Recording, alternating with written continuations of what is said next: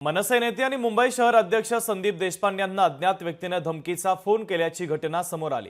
राज ठाकरे हिंदू विरोधी आहेत, त्यांनी माफी मागावी, मनसेची पक्ष म्हणून मान्यता रद्द व्हावी अशी उत्तर भारतीय विकास सेनेची मागणी आहे। तर भैया आमच्या पक्षाची मान्यता रद्द करा म्हणत असतील तर त्यांना मुंबईत राहू द्यायचं की नाही याचा विचार आम्ही करू असं संदीप देशपांडे यांनी म्हणत भूमिका जाहीर केली होती। या वादाच्या पार्श्वभूमीवर संदीप देशपांडे यांना अज्ञात व्यक्तीकडून धमकीचा फोन आलाय। संदीप देशपांडे यांनी अज्ञात व्यक्तीच्या विरोधात दादर पोलिसांमध्ये आता तक्रार दिलेली आहे।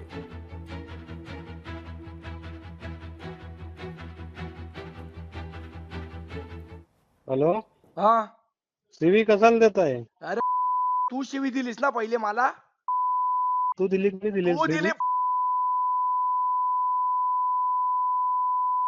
तुला ना महाराज कधी ते जाऊ दे, तुझी अवकात नाही तेवढी। तुझी अवकाश आहे का रे भैया?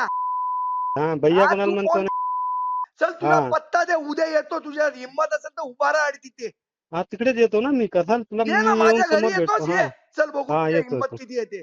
हा ठीक आहे, येतो। हा ये हा बघ तू हिंमत, बघ हिंमत, येतो कधी यायचं ते सांग। ए जा रे भैया चला। चल. या भैया, सीट आणून निवडून आणून दाखव।